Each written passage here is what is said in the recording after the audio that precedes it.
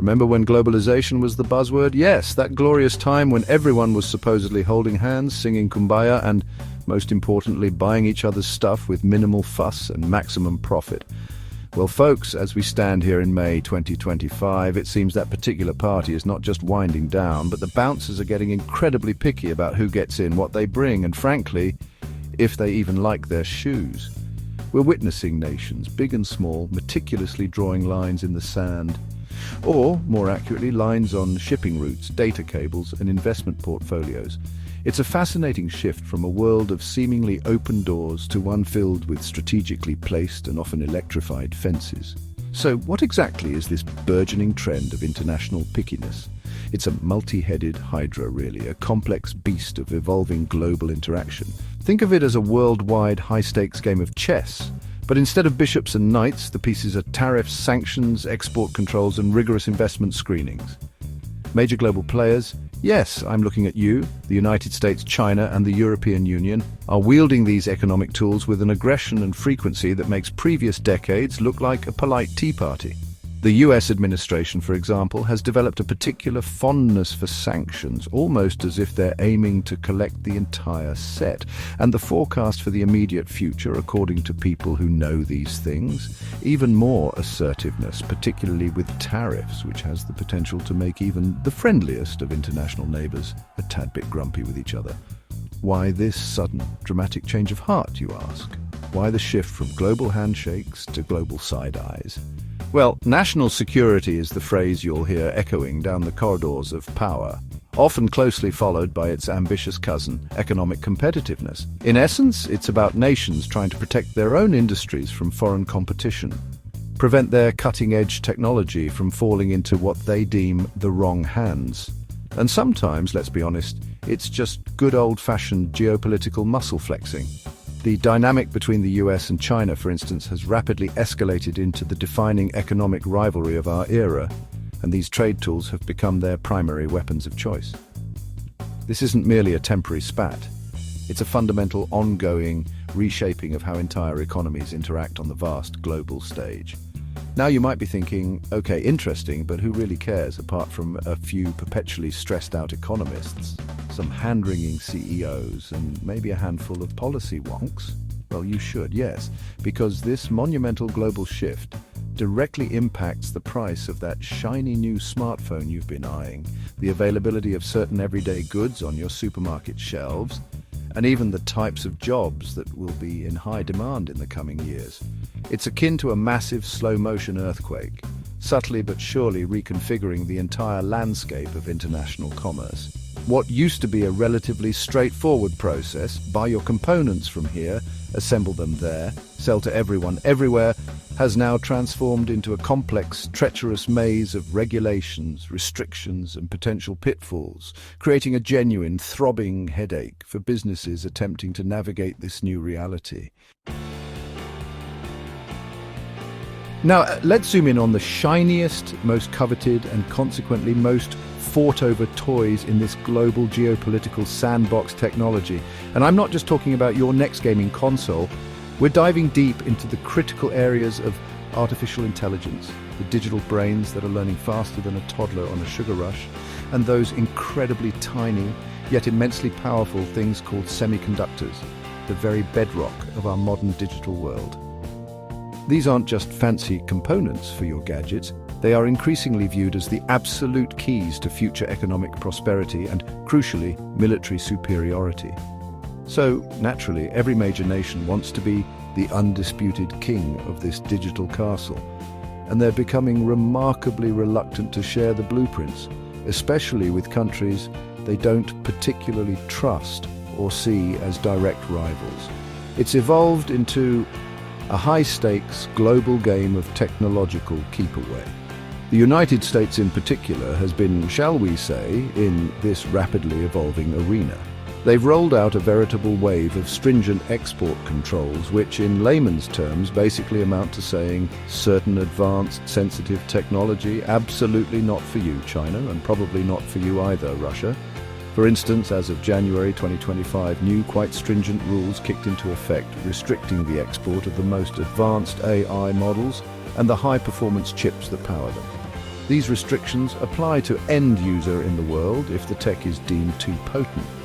They're even controlling model weights, which are essentially the secret sauce, the core learned parameters of an AI. It's like trying to patent a cake recipe by controlling who gets to buy flour, sugar, and eggs. And this technological gatekeeping isn't just limited to AI and chips. Oh no. Quantum computing, another one of those mind-bending next big things that promises to revolutionize everything from medicine to materials science, is also firmly under the regulatory microscope, with new controls being implemented and harmonized with allied nations to ensure a united front. Think of it this way. If the 20th century's power struggles revolved around oil, the 21st century is increasingly about controlling processing power, data flows, and intellectual property. Countries are therefore diligently building digital fences around their valuable tech gardens. Here's a fun, slightly unnerving fact for you. The US even added mere mailing addresses, without any specific company names attached, to its entity list in 2024, essentially blacklisting physical locations suspected of diverting sensitive technology. Spooky, right? The global impact of this intense tech tug-of-war is undeniably huge and multifaceted. On one hand, these measures are ostensibly designed to prevent sensitive technologies from being used in ways that could undermine national or international security. A noble goal, most would agree. On the other hand, however, such tight restrictions can inadvertently stifle innovation by limiting collaboration, create significant supply chain chaos for countless industries, and ultimately make everything tech-related more expensive or simply harder to obtain for consumers and businesses alike. Companies striving to develop the next groundbreaking AI or the first practical quantum computer now find themselves having to navigate a bewildering, ever-shifting labyrinth of rules and regulations that seem to change faster than a viral TikTok dance trend. It's progress, Jim, but not as we knew it. Now it comes with a lot more red tape. It's not just about what tangible goods you can sell or what sophisticated tech you can share anymore. It's also becoming critically important where the money flows. Who's investing, where are they investing, and why? Around the world, governments are putting foreign investments under a much stronger, more intrusive magnifying glass than ever before. In the United States, the Committee on Foreign Investment in the United States, or CFIUS as it's more commonly known, has been notably flexing its considerable muscles. Throughout 2024, it was diligently scrutinizing deals, imposing conditions, and even dishing out some rather eye-watering record penalties for those unfortunate entities who didn't meticulously play by its increasingly strict rules. Think of CFIUS as the very stern-faced, unamused bouncer at the entrance to Club America Inc., meticulously checking IDs, scrutinizing intentions, and occasionally denying entry before letting any foreign cash hit the metaphorical dance floor. And please, don't for a moment think this enhanced scrutiny is only about money coming a country. Oh no, that would be far too straightforward for the complex world we inhabit in 2025. The US government, in its wisdom, rolled out a brand new regulatory regime in early 2025, specifically targeting American investments that are particularly those flowing towards Chinese companies involved in what are deemed sensitive sectors. These include, you guessed it, semiconductors, quantum information technology, and artificial intelligence. So now, US investors, from venture capital firms to multinational corporations, have to think twice, or perhaps even thrice, and then consult a battery of lawyers before daring to put their money into certain Chinese tech ventures.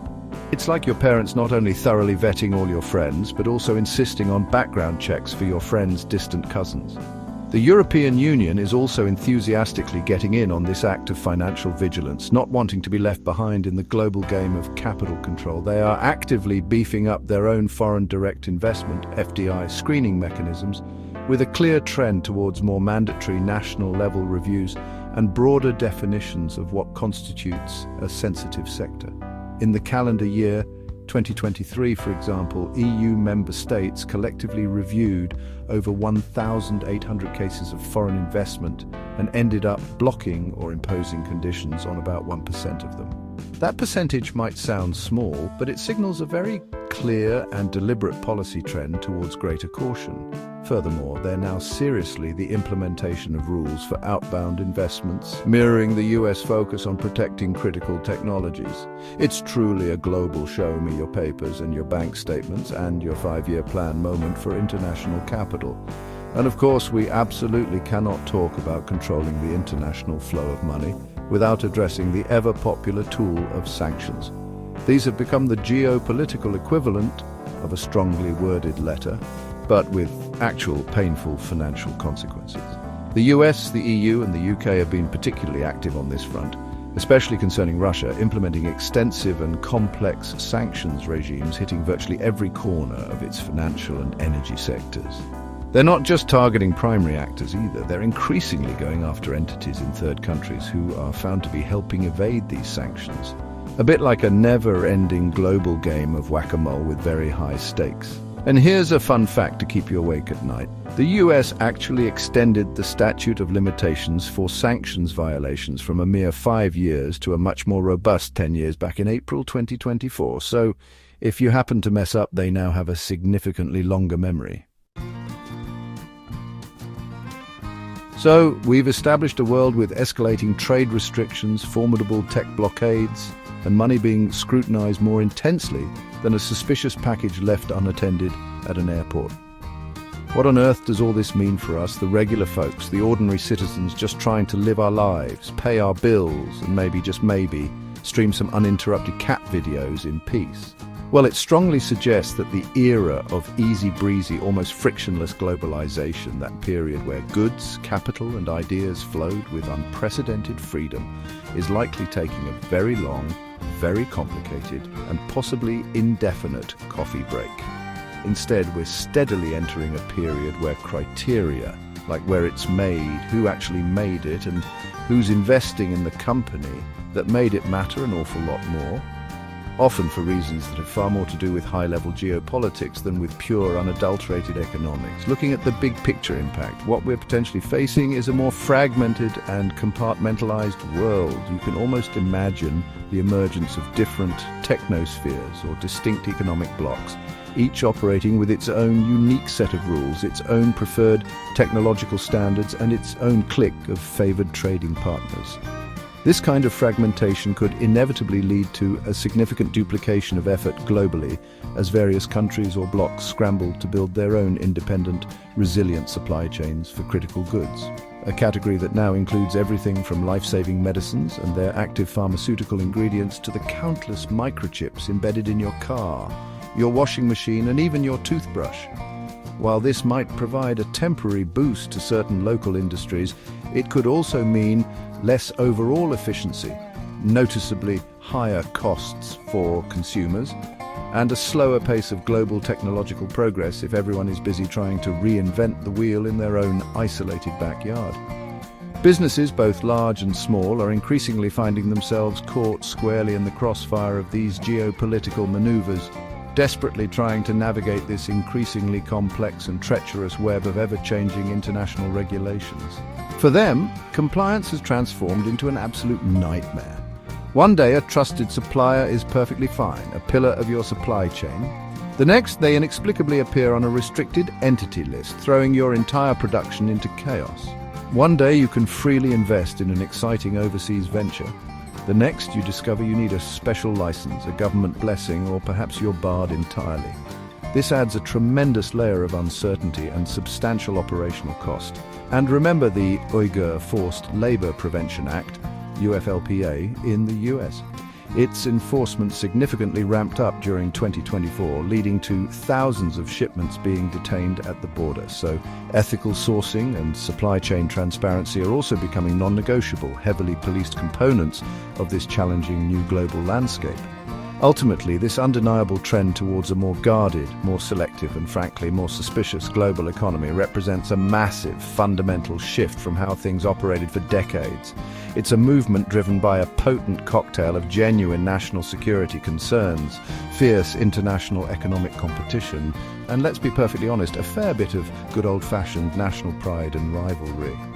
While it might feel like something abstract, something happening far away in the distant, rarefied halls of power, Its ripples will inevitably reach your wallet, your workplace, and the very technology you use every single day.